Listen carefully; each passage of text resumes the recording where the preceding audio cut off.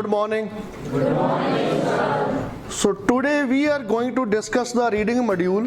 Reading ਦੇ ਵਿੱਚ ਜਿਹੜੀ ਤੁਸੀਂ ਅਕਸਰ ਇਹ ਗੱਲ ਕਹਿੰਦੇ ਹੋ ਵੀ ਸਾਨੂੰ MCQ ਸਮਝ ਨਹੀਂ ਲੱਗਦੇ, ਕੋਈ ਕਹਿੰਦਾ ਸਾਨੂੰ yes no not given ਸਮਝ ਨਹੀਂ ਲੱਗਦੇ, ਕਿਸੇ ਨੂੰ true false ਨਹੀਂ ਲੱਗਦੇ। ਅੱਜ ਮੈਂ ਤੁਹਾਨੂੰ ਇਹ ਚੀਜ਼ ਸਮਝਾਉਣੀ ਆ ਬਈ ਇਹ ਤਿੰਨੋਂ ਹੀ ਇੱਕ ਤਰ੍ਹਾਂ ਦੇ ਕੁਐਸਚਨ ਨੇ। ਇਹਨਾਂ ਨੂੰ ਕਰਨ ਦਾ ਥੋੜਾ ਪੈਟਰਨ ਡਿਫਰੈਂਟ ਹੁੰਦਾ ਵਾ। ਟਰੂ ਫਾਲਸ ਨੋਟ ਗਿਵਨ ਨੂੰ ਅਸੀਂ ਰੀਡਿੰਗ 'ਚ ਕਹਿੰਦੇ ਆ identifying information. Yes no not given ਨੂੰ ਅਸੀਂ ਕਹਿੰਦੇ ਆ ਰਾਈਟਰਸ ਵਿਊਜ਼ ਜਾਂ ਰਾਈਟਰਸ ਕਲੇਮਸ। ਇਹ ਸਲਾਈਟਲੀ ਥੋੜੇ ਟਫ ਕਹਿ ਸਕਦੇ ਆ ਟਰੂ ਫਾਲਸ ਦੀ ਬਜਾਏ ਜਿਹੜੇ ਯੈਸ ਨੋ ਨੋਟ ਗਿਵਨ ਆ।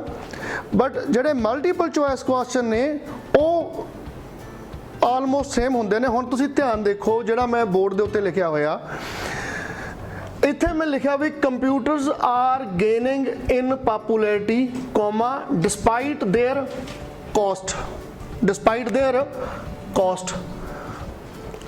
ਹੁਣ ਜੇ ਮੈਂ ਇੱਥੇ ਇਹ ਗੱਲ ਕਹਾਂ ਬਈ identify the correct answer A, B ਔਰ C ਤਾਂ ਇਹ ਬਣ ਗਿਆ ਮਲਟੀਪਲ ਚੋਇਸ ਕੁਐਸਚਨ। ਜੇ ਇਸੇ 'ਚ ਮੈਂ ਤੁਹਾਨੂੰ ਕਹਾਂ ਬਈ ਯੈਸ ਨੋ ਨੋਟ ਗਿਵਨ ਤਾਂ ਇਹ ਆਟੋਮੈਟਿਕਲੀ ਜਿਹੜਾ ਅਸੀਂ ਮਲਟੀਪਲ ਚੋਇਸ ਕੁਐਸਚਨ ਜਿਹੜਾ ਉਹ ਯੈਸ ਨੋ ਨੋਟ ਗਿਵਨ ਤੁਹਾਡਾ ਹੋ ਗਿਆ।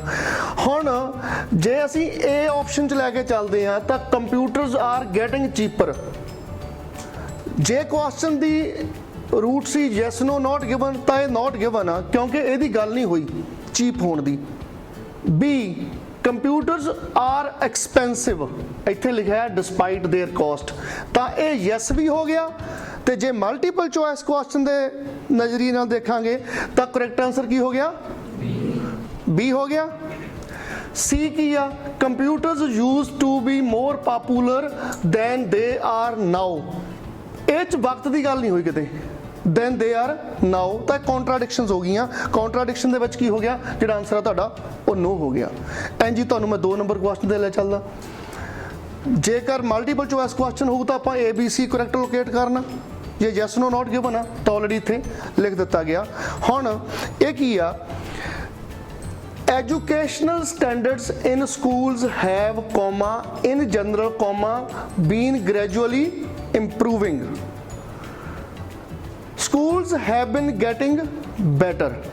ये yes no not given ਆ ਤਾਂ ਇਹ ਆਨਸਰ ਤੁਹਾਡਾ yes ਹੋ ਗਿਆ ਇੱਥੇ।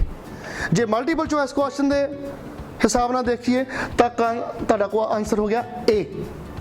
ਸਮਝ ਲੱਗ ਰਹੀ ਆ? ਸਮਝ ਲੱਗ ਰਹੀ? ਓਕੇ। ਹੁਣ ਜੇ ਅਸੀਂ ਦੂਜਾ ਪੜ੍ਹਦੇ ਹਾਂ the education in schools has not been improving ਤਾਂ ਕੌਂਟਰਾਡਿਕਸ਼ਨ ਹੋ ਗਈ। ਆਨਸਰ ਜਿਹੜਾ ਵਾ ਉਹ ਨੋ ਹੋ ਗਿਆ ਤੁਹਾਡਾ ਉੱਥੇ। Educational standards are not as unsatisfactory as they use to be. Satisfaction unsatisfaction ਦੀ ਕੋਈ ਗੱਲ ਨਹੀਂ ਹੋਈ ਤਾਂ ਆਨਸਰ ਕੀ ਹੈ ਤੁਹਾਡਾ? ਨਾਟ ਗਿਵਨ ਹੋ ਗਿਆ। ਸਮਝ ਪੈ ਰਹੀ ਹੈ ਨਾ ਬਈ ਯੈਸ ਨੋ ਨਾਟ ਗਿਵਨ ਤੇ ਮਲਟੀਪਲ ਚੋਇਸ ਕੁਐਸਚਨ ਸੇਮ ਨੇ। ਤੁਸੀਂ ਗੱਲ ਕਿਹਾ ਸੀ ਨਾ ਮੈਨੂੰ ਬਈ ਇਸ ਚੀਜ਼ ਨੂੰ ਸਮਝਾਉਣਾ। ਤੀਜਾ ਕੀ ਆ? In families the traditional roles of man and woman are often reversed if the man becomes unemployed. ਹੁਣ ਇਹ ਜੇ ਮਲਟੀਪਲ ਚੋਇਸ ਆ ਤਾਂ ਆਨਸਰ A ਆ ਤੇ ਜੇ ਯੈਸ ਨੋ ਨੋਟ ਗਿਵਨ ਆ ਤਾਂ ਵੀ A ਹੀ ਆ ਇਹ। Unemployment can affect the way that families operate. Yes. B. In families where the woman has a job, men and women usually have traditional roles. ਇਹਦੀ ਗੱਲ ਨਹੀਂ ਹੋਈ ਕਿਤੇ। It's not given. Unemployment does not affect the role of a man in the family. There is a contradiction. So the answer is here no. Let us go to 4. Although the hazards of boxing have been well publicized, the government has yet to introduce a total ban on the sport. Yes no not given ਦੇ ਹਿਸਾਬ ਨਾਲ ਦੇਖਾਂਗੇ ਤਾਂ C ਸਹੀ ਹੈ ਇੱਥੇ ਕਿਉਂਕਿ ਇਹ ban on boxing has not been introduced yet. Multiple choice ਹੋ ਗਿਆ ਤਾਂ ਆਨਸਰ C। ਜੇ yes no not given ਹੋ ਗਿਆ ਤਾਂ ਵੀ ਆਨਸਰ C ਆ। ए की आ वो नॉट गिवन आ, the government does not want to ban boxing, not given हो गया। बी कॉन्ट्राडिक्शंस हो गई, the hazards of boxing are not well known, ये नो हो गया। Fifth, while it has been acknowledged for many years that an increasing number of animals are bound to become extinct, comma, it is only recently that the problem has been addressed by the politicians। yes no not given ਦੇ ਹਿਸਾਬ ਨਾਲ ਦੇਖਾਂਗੇ ਤਾਂ B multiple choice ਆ ਗਿਆ ਤੇ yes we ਬੀ ਹੋ ਗਿਆ। We have known for long time that more species of animals will disappear, disappear meaning ਇੱਥੇ ਐਕਸਟਿੰਕਟ ਹੋਇਆ ਸੀ, ਉੱਥੇ ਇਹਦਾ ਜਿਹੜਾ ਵਾ ਸਾਈਨੋਨਿਮ ਯੂਜ਼ ਹੋ ਗਿਆ। Rest is your no and you are not given. ਹੁਣ ਇਹ 'ਚ ਕਰਨਾ ਕੀ ਹੁੰਦਾ, ਜਦੋਂ ਅਸੀਂ ਇਹਨੂੰ ਮਲਟੀਪਲ ਚੋਇਸ ਕੁਐਸਚਨ ਦੇ ਤਰੀਕੇ 'ਚ ਸੋਲਵ ਕਰਨਾ ਤਾਂ ਉਦੋਂ ਅਸੀਂ ਜਿਹੜਾ ਅੱਗੇ ਵਾਲੇ ਇੱਕ ਜਾਂ ਦੋ ਸ਼ਬਦ ਨੇ ਉਹਨਾਂ ਦੇ ਉੱਤੇ ਜ਼ਿਆਦਾ ਫੋਕਸ ਕਰਨਾ। ਜਿਵੇਂ ਕਿ ਇੱਥੇ ਬੋਰਡ ਛੋਟਾ ਪੈ ਗਿਆ, ਮੈਂ ਇਹਨਾਂ ਨੂੰ ਇੱਕ ਹੋਰ ਚੀਜ਼ ਲਿਖਣ ਨੂੰ ਕਹੀ ਸੀ, ਉਹ ਇਹ ਸੀਗੀ ਮੈਨੀ teachers find there jobs very rewarding. ਇੱਕ ਕੰਟੈਕਸਟ ਟੈਕਸਟ ਹੈ ਇਹ, ਮੈਨੀ ਟੀਚਰਸ ਆਰ ਵੈਲ ਪੇਡ, ਤਾਂ ਇਹ ਕੀ ਆ, ਰਿਵਾਰਡ ਸਮਥਿੰਗ ਇਜ਼ ਡਿਫਰੈਂਟ, ਤਾਂ ਵੈਲ ਪੇਡ ਉਹ 'ਚ ਸੈਲਰੀ ਆ ਗਈ ਤਾਂ ਇਹ ਕੁਛ ਹੋਰ ਮਤਲਬ ਹੋ ਗਿਆ। ਤਾਂ ਹੁਣ ਇਹ ਕੀ ਆ, ਇਟਸ ਏ ਨੋਟ ਗਿਵਨ ਕਿਉਂਕਿ ਇਹਦੀ ਗੱਲ ਨਹੀਂ ਹੋਈ। B all teachers get something positive from their work। ਹੁਣ ਦੇਖੋ ਉੱਤੇ ਮੈਨੀ ਸੀ, ਇੱਥੇ all ਹੋ ਗਿਆ।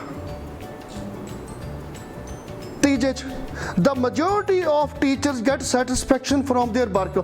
ਹੁਣ ਮੈਨੀ ਤੇ majority ਜੇ ਤੁਸੀਂ ਪੰਜਾਬੀ ਦੀ ਡਿਕਸ਼ਨਰੀ ਨੂੰ ਰੈਫਰ ਕਰ ਰਹੇ ਹੋ ਤਾਂ ਪ੍ਰੋਬਲਮ ਆਏਗੀ ਤੁਹਾਨੂੰ, ਕਿਉਂਕਿ ਮੈਨੀ ਦੇ ਵਿੱਚ ਕਾਊਂਟਿੰਗ ਹੋ ਗਈ 10 ਚੋਂ 8, ਮੈਜੋਰਟੀ ਦੇ ਵਿੱਚ ਪ੍ਰਪੋਰਸ਼ਨ ਆ ਗਈ 60-40 70-30।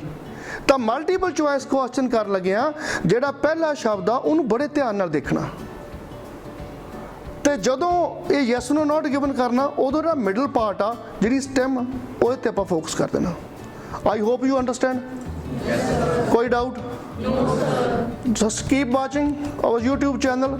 ਇਹ ਕਾਫੀ ਸਟੂਡੈਂਟਸ ਨੇ ਔਰ ਕਾਫੀ ਜ਼ਿਆਦਾ ਈਵਨ ਕਿ ਇੰਸਟੀਟਿਊਸ਼ਨ ਵਾਲਿਆਂ ਨੇ ਵੀ ਕਿਹਾ ਸੀ ਬਈ yes no not given, true false ਤੇ ਮਲਟੀਪਲ ਚੋਇਸ ਸਮਝਾਏ ਜਾਣ। ਹੁਣ ਤੁਹਾਨੂੰ ਪਤਾ ਲੱਗ ਗਿਆ ਵੀ ਇਹ ਸੇਮ ਨੇ ਸਾਰੇ। If you have any other questions, you can go to the comment box, subscribe our channel, and I hope you enjoy IELTS with us. Thank you very much. Keep watching our channel.